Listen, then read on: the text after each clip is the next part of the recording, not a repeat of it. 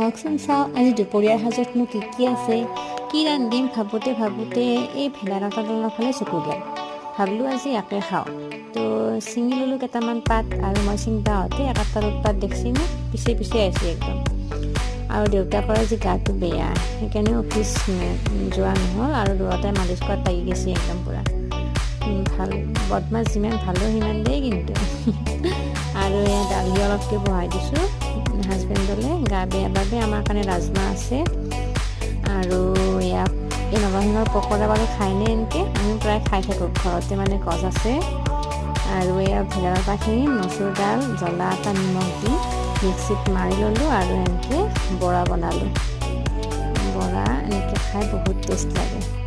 তো আজি চিম্পলকৈ বনালোঁ দুপৰীয়াৰ সাজ, ৰাজমাহ, কণী বইল, আৰু নৰসিংহ পাতৰ পকৰা, আৰু ভেদাইলতাৰ পকৰা।